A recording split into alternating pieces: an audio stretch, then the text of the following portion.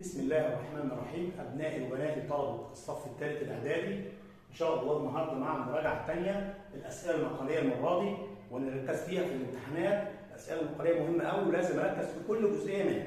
السؤال الأولاني جايب مسألتين، الأول من مسائل حساب المثلثات. السؤال الأول إذا كانت النسبة بين قياسي زاويتين متكاملتين، خد بالك من كلمة متكاملتين ولا متتمتين، هو عايز متكاملتين، وأنت خدت زمان كلمة متكاملتين معناها مجموعهم كام؟ مجموعهم 180. مجموعهم كام؟ 180. 3 و5. فاوجد القياس الستيني أو السيني لكل منهم. هتعمل إيه يا عم الحاج؟ قول بص هم اسمهم إيه زوايا؟ مش عارف، قول خلاص. نفرض الزاويتين دول 3 س و5 س، وانت بتقول ان هم متكاملتين يعني مجموعهم 180. اذا 3 س زائد 5 س بيساوي 180. اجمع يا باشا 3 س زائد 5 س يديني 8 س بتساوي 180. اقسم على 8 عشان انا عايز س بس كام؟ اقسم 180 على 8 22 ونص، كده قيمه الس. اقول له يبقى 3 س بتساوي 3 في 22 ونص. 3 في 22 ونص، 3 في 5 15، 3 2 6 1 7، يعني 67 ونص ضرب. هنسيبها كده. او عايز بس 60 اعمل ايه؟ امسك الاله الحاسبه واكتب دوت، بتك على الزرار اللي فيه العلامه بتاعت كوما ديت، هيحولها لي للدرجات، قياسها للدرجات ديت هتبقى كام؟ 67 درجه و30 دقيقه. واروح جايب 5 س بتساوي 5 في 22 ونص، 5 في 5 ب 25، 5 في 2 ب 10 و2 12، 5 في 2 ب 10 و2 11، يعني 112 ونص. دي كده ايه؟ بالايه؟ الدرجات. وعايزها ب 60. حاضر يا باشا.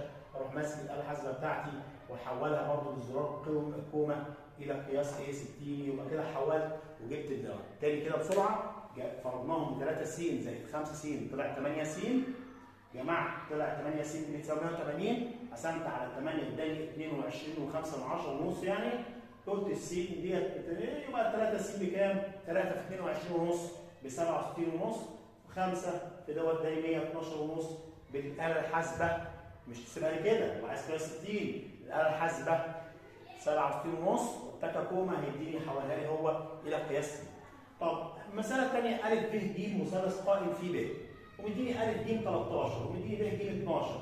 اثبت. اقول له اول حاجه ارسم انا المثلث كده، وعايز مهم كلمه قائم في ايه؟ قائم في ب، اذا ب هنا. واكتب انا بقى دي ا وهنا ج. هو لك ا ج ده 13 وب ج ده 12. هتجيب دي فيزا بورس. فيزا بورس كان بيساوي ايه؟ طالما الوتر موجود، مربع د ناقص مربع د. 100 ا ب بيساوي جذر تربيعي 169 13 تربيع 169 ناقص 12 تربيع ب 144. اطرح يا سعاده الباشا يديك جذر 25. هاخد الخمسه بس مش هاخد السالب 5. يبقى جبت ا ب ده بخمسه. انت عايز ايه يا باشا؟ تقول لي اثبت ان جاء ا. فين جاء ا ده؟ بكام؟ جاء ا جتا ج زائد جتا ا جا ج. اثبت ان ده بيساوي 1. هثبتها ازاي يا مستر؟ يلا هات لي جاء ا. فين ا اهي؟ الجا بتاعها ايه؟ المقابل على الوتر 12 على 13. في جتا ج. فين ج دي يا عم الحاج؟ اهي. الجتا ايه؟ 12 على 13 مجاور على الوتر. زائد جتا ا. فين ا اهي؟ اللي هي المجاور على الوتر 5 على 13. زائد جا ج. فين ج اهي؟ جا بتاعتها ايه؟ المقابل على الوتر 5 على 13. يلا يا عم الحاج، ده 12 في 12 ب 144 على 13 في 13 ب 169 زائد 5 في 5 ب 25 على 13 في 13 ب 169. اجمع دول هديك 169 على 169 بيساوي ايه؟ 1، وهو المطلوب اثباته للطلب الاولاني. طب الطلب الثاني بيقول لي تعرف تجيب جا تربيع ا؟ والله ايه المشكله؟ احنا لسه جايبين جا ا ب 12 على 13. هكتب كده 12 على 13 تربيع ناقص جتا ا تربيع. فين جتا ا ديت؟ اللي هي 5 على 13 وبرضه تربيع. 12 تربيع ب 144 على 13 تربيع ب 169 ناقص 5 تربيع ب 25 و13 تربيع 169. تطرح يا سعاده الباشا ال 169 مقام زي ما هو 14 ناقص 5 9 3 ناقص 2 1. يبقى الحل 119 على 169. مساله من المسائل المهمه اللي ممكن تيجي في الامتحان عن حساب المثلثات. طبعا هنسيبها ونروح لايه؟ لمساله للبعد بين نقطتين. بيقول لي لو عندك ا احداثياتها س و3 وب احداثياتها 3 و2 واجيب احداثياتها 5 و1. تعرف تجيب لي ا ب بتساوي ب وكام ا ب بيساوي ب ج. تعرف تجيب لي قيمه س دي؟ اقول له اه. هجيبها ازاي؟ اقول له هجيب الاول ا ب. ا ب دي ايه؟ الجذر التربيعي لمربع فرق السينات زائد مربع فرق الصادات. هعمل كده واقول له س ناقص 3 تربيع زائد 3 ناقص 2 تربيع. طبعا دي مش هعرف احلها، هسيبها كده اهو زي ما هو، س ناقص 3 تربيع زي ما هو، واقول دول 3 ناقص 1 2 3 ناقص 2 1 تربيع بواحد. ده هسيبها كده، قال لي اه هسيبها كده اهو، هو كده قال لي كده. اروح قايل له انت عايز ب دي كمان، دول جذر التربيع اهي 3 ناقص 5 او 5 ناقص 3 تربيع زائد 2 ناقص 1 تربيع 5 ناقص 3 2 2 تربيع ب4 زائد 2 ناقص 1 1 1 تربيع بواحد يعني جذر 5. اصبح ده بيساوي ده، يعني جذر 5 بيساوي الجذر التربيعي س ناقص 3 تربيع زائد 1. خلص الجذر تربيع الطرفين. شلت الجذر هنا دي 5 بس، شلت الجذر هنا بقت س ناقص 3 تربيع زائد 1. وادي الواحد هناك تبقى س ناقص 3 تربيع بتساوي 5 ناقص 1 4. خلص من التربيع ديت، يعني س ناقص 3 بتساوي اوعى تكتب بقى 2 س موجب وسالب 2. وساعتها الس لها قيمتين، س ناقص 3 بتساوي 2 وساعتها الس بتساوي ودي السالب 3 هناك تبقى 2 و3 5، او س ناقص 3 بيساوي سالب 2 ودي السالب 3 هناك بموجب، يعني سالب 2 ناقص زائد سالب 2 زائد 3 دي كام؟ يديني 1. يبقى الس هنا لها قيمتين، يا اما 5 يا اما 1، والاثنين ينفعوا. مساله كمان من المسائل المهمه جدا وفيها فكره جديده وبتيجي على طول عندنا في الشرقيه او بتيجي في محافظات كتير، يجي يقول لي ايه في الشكل المقابل، هو رسم رسمه مش مديني حاجه غير رسمه. يقول لي يلا تعرف تجيب احداثيه ا وب؟ اقول له انت مديني ايه؟ ان نقطه ج دي في المنتصف. اقول له ايه؟ اقول له ب دي احداثياتها كام؟ س لان هي على س وصفر. واحداثيات دي ايه؟ صفر وصاد. من احداثيات المنتصف اقول له كده س زائد صفر على 2 بتساوي كام؟ بتساوي المسقط الاول 4. اضرب 2 هنا اهوت في 4 يعني س بتساوي طبعا صفر كانه مش موجود، 2 في 4 8 يبقى جبت الس ب 8. يبقى احداثيات نقطه ا احداثياتها 8 وصفر. طب نفس الكلام اعمله على ب، اقول له ايه يا عم الحاج؟ صفر زائد ص على 2 بتساوي كام؟ المسقط الثاني 3. وادي اضرب 2 في 3 والصفر كانه مش موجود، يعني ص بتساوي 2 في 3 في 6، يعني احداثيات ب كام يا عم الحاج؟ صفر و6. عايز حاجه ثانيه؟ قال لي اه. تعرف تجيب احداثيات؟ جبناها خلاص. تعرف تجيب معادله المستقيم او القطعه المستقيمه ا ب؟ قول له ايوه. المعادله صورتها ص بتساوي م س زائد ج. انا عندي ج، جبتها منين ج؟ اهو طول الجزء المقطوع، كام دي؟ احنا جبنا دي 0 و6، يبقى ج من دلوقتي 6، ج بتساوي 6. ناقص اجيب الميل، اقول الميل بيساوي ايه؟ فرق الصادات على فرق السينات. ادي عندي النقطتين اهو، 6 ناقص 0 و0 ناقص 8. 6 ناقص 0 هي 6 و0 ناقص 8 يديني سالب 8، يعني هختصر يطلع الحل سالب 3 على 4. كده عندي الميل اهوت وعندي ج طول الجزء المقطوع، اقول له ص بتساوي سالب 3 على 4 س زائد 6. دي المعادله المطلوبه. ده كده المجموعه الاولانيه لمين؟ للاسئله المقاليه، ونجهز المجموعه الثانيه. مع المجموعه الثانيه من الاسئله المقاليه، السؤال الاولاني منها بيقول اوجد مجموع معادله المستقيم المر بالنقطه 2 و3 ويقطع من الجزء، خد بالك بقى، يقطع من الجزء اللي هو من محور ايه؟ قال المحور سينات 4 وحدات. عايزين المعادله، اقول له حاضر. بما انه يقطع من محور سينات 4 وحدات، معناها النقطه ديت احداثياتها 4 و0. احداثياتها كام؟ 4 وصفر. خد بالك من محور سينات، يعني ال4 دي تبع السين والصاد هي ايه؟ صفر. يبقى عندي نقطتين. هتعرف تجيب عن الحاج؟ اقول له اختصر يا سيدي. اقول له بالنسبه للمعادله ص بتساوي م س زائد ج، انا عايز اجيب الميل. اجيبه منين؟ من هنا اهو، من السينات والصادات من هنا. اعمل شرط الكسر 3 ناقص 0 و2 ناقص 4. 3 ناقص 0 3، طرحت الصادات مع بعضها والسينات مع بعضها. 3 ناقص 0 و2 ناقص 4. 3 ناقص 0 3 و2 ناقص 4 سالب 2، يعني الميم ب 3 على 2 بالسالب بسالب 3 على 2. كده جبت الميم، احط هنا يا باشا ص بتساوي سالب 3 على 2 م زائد ج. هتجيب الجزء الجيم ازاي؟ هتسيبها كده؟ لا، لازم اجيب الجيم. هجيبه ازاي؟ اقول له هاخد النقطه اللي هي 2 و3 واعوضها، او هاخد النقطه 4 و0 واعوضها. انت ايه رايك يا مستر؟ ناخد الايه؟ ناخد 2 و3 ولا 4 و0؟ الاسهل مين؟ 4 و0. خلصني من الصاد، ده السين وده الصاد. تعالى يا عم نشيل الصاد دي بصفر، اقول له عندك بتطبيق او بالتعويض بالنقطه 4 و0. الصاد بصفر شيلها، سالب 3 على 2 دي س يا ولاد. السين بكام يا عم الحاج؟ ب4 زائد ج. اصبحت المساله صفر بيساوي سالب 3 على 2 في 4 زائد ج.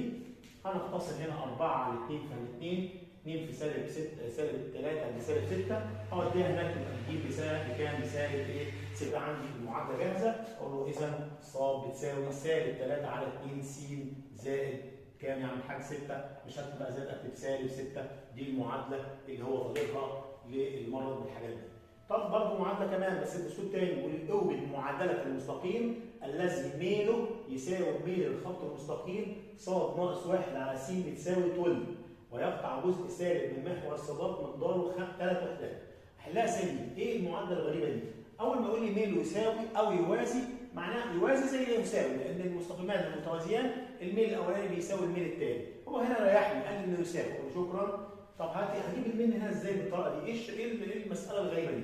اقول له تعالى انت مستقيم ص ناقص 1 على س بتساوي 2 واضرب طرفين في وسطين. لما اضرب طرفين في وسطين س في 1 هيطلع لي س بتساوي 3 في دول ب3 ص ناقص 3. كده تعرف تجيب الميل من هنا؟ لا، لازم انا عايز الصوت يكون نظيف، او اجيبهم كلهم في ناحيه واحده مع بعض واجيب الايه؟ الميل. هنا هو ايه؟ لو انا قسمت على 3 يعني الميل هنا بكام؟ الميل هنا ب2. كده جبت الميل؟ قال لي تمام يا باشا متشكرين. كده انا عندي الميل بتاع دوت. عايز بقى اجيب المعادله، اقول له المعادله ص بتساوي م س زائد ج. الميل بتلت، ص بتساوي تلت س. طيب هو بيقول لي ويقطع جزءا سالبا من محور الصادات مقداره 3 وحدات. يعني ايه؟ يعني انا هكتب ايه؟ هكتب زائد بقى، ده هو بيقول لي جزء سالب، هكتب ناقص ومقداره كام؟ 3 وحدات طالما قال صادات. طبعا مش هيقول لي ولا هيقول لي ايه؟ خلاص اكتبها 0 و3. ما خلاص 0 و3 معناها ان هو قطع من محور الصادات جزء طوله 3 بس للسالب، اكتب سالب 3. يبقى المعادله ص بتساوي تلت س زائد ناقص 3. دي المعادله الثانيه. برضه معادله كمان بس بطريقه ثانيه، بيقول لي اذا كان المستقيم ص ناقص 2 ك ناقص 1 في اقواس س بتساوي 7، والمستقيم الذي يصنع مع الاتجاه الموجب من محور سينان زاويه موجبه 45. دول المستقيمين دول مالهم؟ متوازيان. اوجد قيمه ك. اقول له انت لسه قايل يا مستر هنا من شويه كلمه متوازيان يعني الميل الاولاني بيساوي الميل الثاني. اجيب ميل هنا بالزاويه. الميل بالزاويه بيساوي ايه؟ قال بيساوي ظ الزاويه، ظ 45. ظل ال 45 كام يعني الحاج؟ 1. يبقى انا عندي هنا الميل بكام؟ 1. الاتجاه الموجب بزاويه 1 خلاص جبتها. اروح انا اقول له ايه؟ الميل ده بيساوي الميل ده. طب الميل هنا فين؟ اللي هو ده. سالب معامل س على معامل ص. الميل الثاني ده الاولاني بيساوي سالب معامل س، يعني اكتب سالب كده 2 او سالب 2 ك ناقص 1. طبعا سالب هنا سالب هنا هتروح السالب وعلى معامل ص 1، يعني الميل الثاني 2 ك ناقص 1. يعني 2 ك ناقص 1 بيساوي الميل الثاني 1. هاخد الناقص 1 اوديه الناحيه الثانيه، يعني 2 ك بتساوي 1 زائد 1 2، نقسم على الاثنين يبقى الكاب بكام؟ بواحد. مساله جميله تيجي في الامتحان، فكرتها بسيطه بس بتتوه الناس. المساله دي جميله قوي يا ولاد. بيقول لي ا ب ج د متوازي اضلاع فيه ا 3 و2 وب 4 وسالب 5 وج 0 وسالب 3. اوجد احداثيه نقطه تقاطع القطرين، يعني عايز النقطه اللي تقاطع فيها القطرين سهله. قبل ما اكمل القرايه اقول له الاحداثي بتاعنا مش فاكر كده، اروح اعمل كده اهو ا ب ج د. فين يا عم القطرين اهم؟ احداثيتهم تقاطع مين؟ ا مع ج. فين ا اهو، فين ج اهو. طب تحددهم ليه يا مستر؟ عشان اجيب احداثيه منتصفهم. اقول له المنتصف، نقطه المنتصف بتساوي، افتح اقواس واجمع السينات على 2 3 زائد 0 على 2 فاصله، اجمع صادات 2 زائد سالب 3 على 2 بتساوي 3 و0 هي 3 على 2، اسيبها 3 على 2 زي ما هي. 2 ناقص 3 يديني سالب 1 وتعالى الاثنين. ادي يا باشا احداثيه منتصف. تمام كده؟ قال لي يا مستر احنا اتعلمنا حاجه ان احداثات ان الاقطار في متوازي الاضلاع ينصف كل نوع اخر، يبقى نقطه مين دي اللي هي في النص ديت هي منتصف برضه ب د. هو عايز احداثيات نقطه د دي. اجيبها ازاي؟ اقول نقطه المنتصف اللي هي 3 على 2 وسالب نص هي بتساوي ايه؟ انا د دي هسميها س وصف عشان ما تتوهنيش، واقول له كده س اللي هي بتاعت د بقى مع ب، الشغل دلوقتي مع ب، س زائد 4 على 2 وص زائد سالب 5 على 2. ساوي ده بده وطلع قيمه السين، وساوي الثاني بالثاني وطلع قيمه الصاد. لما اساوي 3 على 2 بتساوي س زائد 4 على 2، طبعا الاثنين راحت مع الاثنين. اصبحت س زائد 4 بتساوي 3، يعني س بتساوي 3 ناقص 4 بتساوي سالب 1. انا جبت لك الاحداث الاول بتاعك. الثاني سالب نص على 2 بتساوي ص زائد سالب 5 على 2. الاثنين راحت مع الاثنين، اصبحت ص سالب 1 بتساوي ص زائد سالب 5. هوديها الناحيه الثانيه تبقى ص بتساوي سالب 1 زائد 5. طبعا دي بكام؟ 4. اذا الاحداثيات ده بكام يا باشا؟ سالب 1 و4. دي المساله جميله وفيها فكره جميله بتيجي في الامتحانات كتير جدا، لازم اركز فيها كويس. المساله الاخيره في المجموعه دي، اثبت ان المستقيم المار بالنقطتين سالب 1 و3 و2 و4 يوازي المستقيم ده. عشان اخليه يوازي لسه من شويه اجيب ايه؟ اجيب من ده واجيب من ده واقول هم فعلا بيوازوا بعض. لو قال ان هم متعاملين اجيب من ده واجيب من ده واضربهم في بعض يطلع سالب 1. طب تعالى يا عم الحاج اجيب من الاولاني 2 1 4 ناقص 3 ده فرق الصادات كده على فرق سنات 2 ناقص 1 4 ناقص 3 1 و2 ناقص يبقى زائد 2 1 3 يبقى مين الاولاني طول. اجيب مين الثاني؟ مين الثاني بيساوي ايه؟ انا لما يكون معادله زي كده اقول ايه؟ سالب معامل س على معامل ص. سالب معامل س اللي هو مين؟ معامل س سالب 1، بس السالب عندي اصلا اساسيه يبقى سالب 1 على معامل ص اللي هي 3.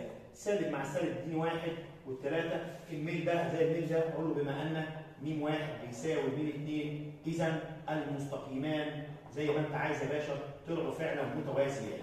دي كده المجموعه الثانيه من مجموعات الاسئله النقاليه. ان شاء الله هنتقابل كمان شويه هنبص كده مجموعه من الاسئله النقاليه. هنتقابل كمان دقيقه واحده بس على ايه؟ على حل امتحان كامل الامتحانات اللي كانت انتهت، ونشوف حل الامتحان على بعضه يجي ازاي. دلوقتي معانا مع امتحان كامل من الامتحانات اللي حصلت في محافظات ثانيه. تعالى نشوف كده. بقول السؤال الاولاني اختار، انا جايب لك بقى المره دي اختيارات امتحان كامل. اذا كانت س زاويه حاده وكانت جا س بيساوي نص، تعرف تجيب جا 2 س؟ قول له يا سعاده الباشا. بص يا باشا، جا س بيساوي نص، اروح ماسك الاله الحاسبه بتاعتي الجميله واكتب كده شيفت ساين نص هيديني كام؟ 30. يعني معنى كده ان س ب 30. اروح هنا بقى اشيل س دي واكتب 30، يعني 2 في 30 ب 60. امسك الاله الحاسبه بتاعتي الجميله واكتب كده ساين 60 بيساوي كام؟ يا مستر انا نسيت الاله الحاسبه. خلاص يا عم اعمل كده اهو وقول ادي 30 وادي 60. ال 30 قدامها 1 وهنا 2 وهنا جذر 3. وانت عايز مين يا عم؟ جا 60. ال 60 اهي المقابل على المجاور جذر 3 على 2. اروح اختار في جذر 3 على 2 اهي، اختار جذر 3 على 2 او الاله الحاسبه زي ما اتفقنا واعملها كده، او تكون انت حافظ ان جا 60 بجذر 3 على 2. طب السؤال رقم 2 من الاسئله التراكمي، عدد محاور تماثل المربع كام؟ 1 ولا 2 ولا 3 ولا 4؟ قلت التراكمي ده اقول له بالنسبه للواحد ده عند اي حاجه فيها متساوي الساقين، مثلث متساوي الساقين او شبه منحرف متساوي الساقين. لا ده مربع، المربع له كام؟ 4. بالمناسبه يبقى لازم نفتكر مين له 1 قلنا هي حاجه متساوي الساقين. طب مين له 2؟ المعين والمستطيل. طب مين له 3؟ المثلث المتساوي الاضلاع. طب مين له 4؟ المربع. المربع هو الشكل الرباعي او الشكل اللي له 4 محاور تماثل. اذا كان م 1 وم 2 ميلين مستقيمان متعاملين. متعاملين مستر معاه علي كلمه متعاملين يعني الميل الاولاني في ميل الثاني بيساوي سالب 1. مين اللي في دول يحقق الكلام ده؟ هل الفرق بينهم 2 صفر؟ لا. هل مجموعهم 2 1؟ لا. طب هل حاصل مجموعهم 2 1؟ اقول له لا يا عم زي لكي، لكن عايز منهم في بعض يساوي سالب 1. فين هي؟ يبقى اختار م 1 م 2 بيساوي سالب 1 ودي مهمه. طب رقم 4 بيقول لي ايه؟ صوره النقطه سالب 2 و5 من انعكاس نقطه الاصل. ايه من انعكاس نقطه الاصل دي؟ انا افتكر كده النقطه هي كان احداثياتها سالب 2 و5، سالب 2 اهي و5. لما اجي اعمل لها انعكاس محور الاصل هتيجي الناحيه دي هتبقى كام يا باشا؟ اغير الاثنين هتبقى سالب والخمسه هتبقى سالب يا كمان هتبقى سالب 2 و5. ابص كده اهو بص سالب 2 دي هتبقى 2 والخمسه هتبقى سالب 5 يبقى 2 وسالب 5 ده هي الانعكاس في محور ايه او في نقطه الاصل. اما لو كان انعكاس في محور صادات يبقى السينات بس اللي اتغير، وانعكاس في محور سينات الصادات بس اللي اتغير. اذا كان ا بيساوي 7 وسالب 4 وب بيساوي سالب 1 وصفر، فان منتصف اجمع الاولاني مع الاولاني واقسم على 2.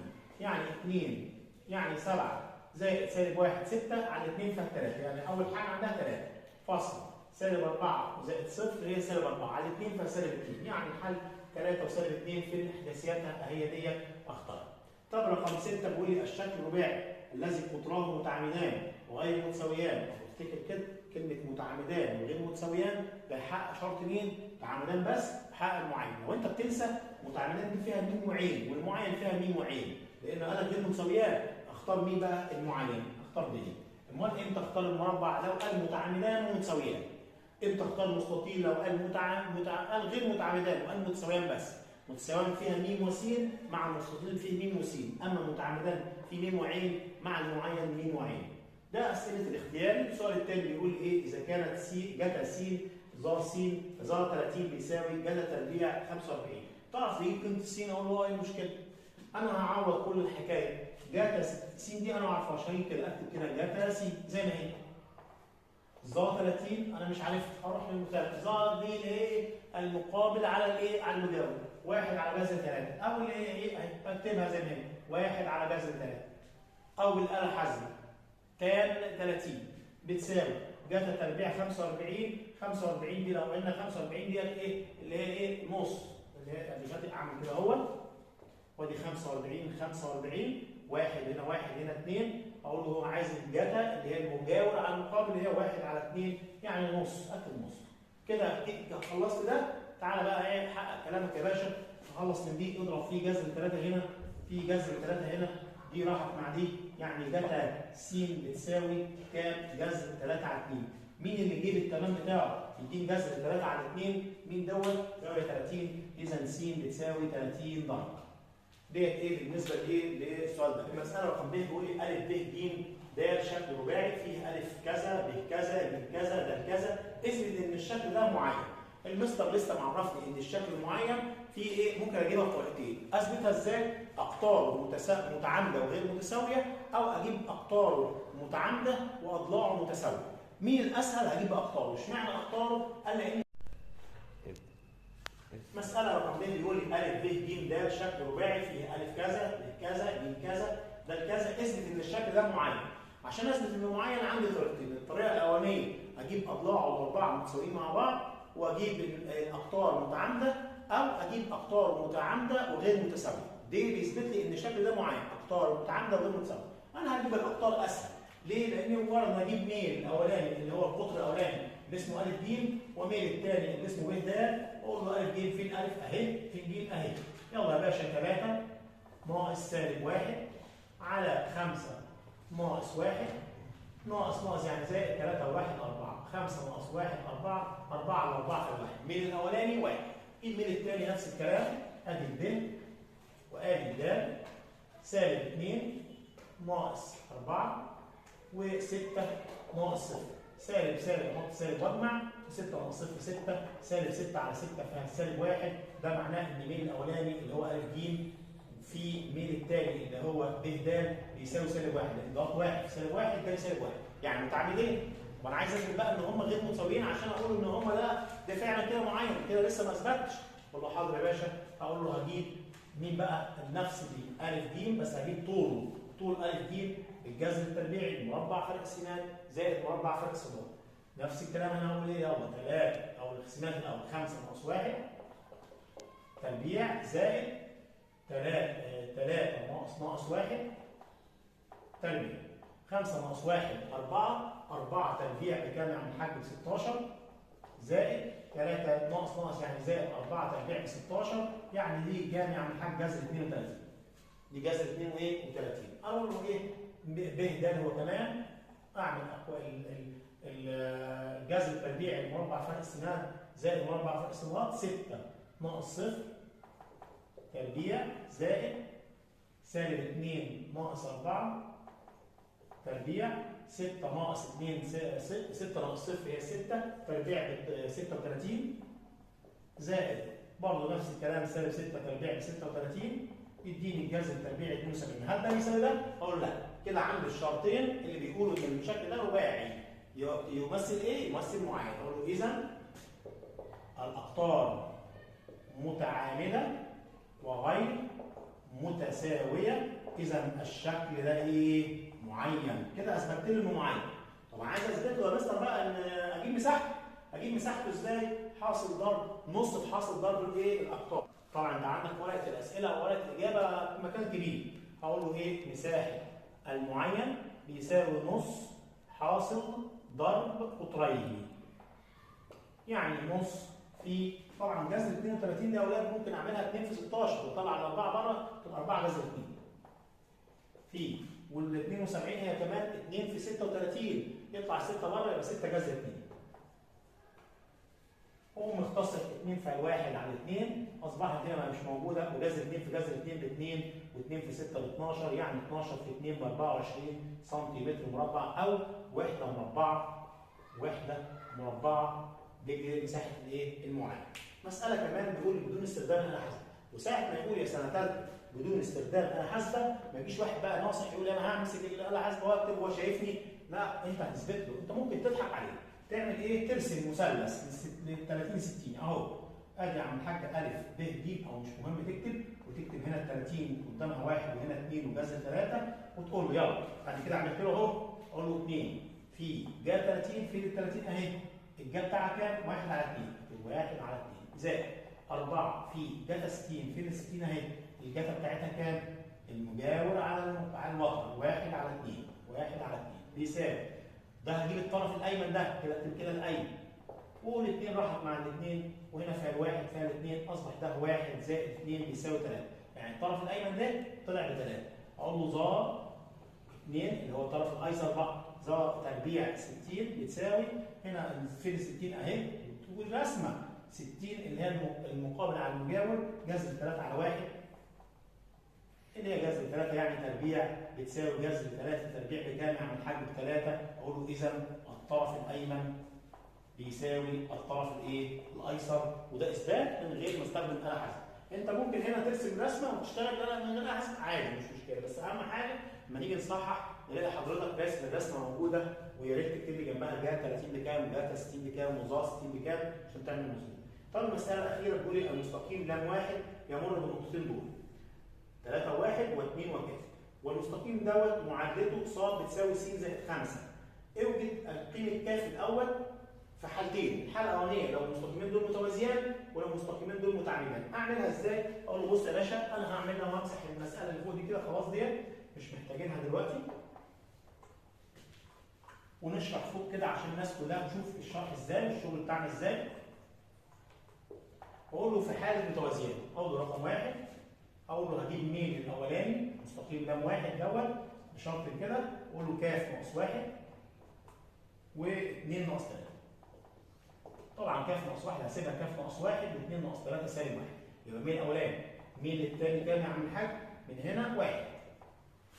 اقول له في الحاله الاولانيه رقم 1 عند لام 1 يوازي لام 2. ساعتها المستقيم ده بيوازي المستقيم ده، يعني م 1 بيساوي م 2، يعني ده كاف ناقص 1 على سالب 1 بيساوي 1. دي الحاله الاولانيه. اضرب ج دي يعني كاف ناقص 1 بيساوي سالب 1، ودي السالب 1 هناك بالموجب، يبقى الكاف ساعتها بكام يا عم الحاج؟ طبعا دي هتروح هتبقى سالب 1 زائد 1 دي بصفر. يبقى الحاله الاولانيه لو متوازيان الكاف بصفر. طب الحاله الثانيه عند لام 1 عمودي على لام 2، وساعتها اقول له م 1 م 2 بيساوي سالب 1. يعني هقول له كده كاف ناقص 1 على سالب 1 في الميل الثاني 1 بيساوي سالب 1. السالب 1 ده هيتضرب في السالب 1 ده راحوا مع بعض بقى 1، يعني كاف ناقص 1 بيساوي 1، ودي دي هناك تبقى كاف بتساوي 1 زائد 1 2. يبقى لو هما متوازيان طلع الكاف بصفر، لو هما متعامدان طلع الكاف ب2. اتمنى يكون الفيديو عجبكم، ولو عجبكم حط لي لايك، وما تنساش تشترك في القناه وتزود المشتركين وتزود شغلك معانا عشان توصلك وتفعل زر الجرس عشان توصلك كل التحديثات، وبالتوفيق ان شاء الله وشكرا.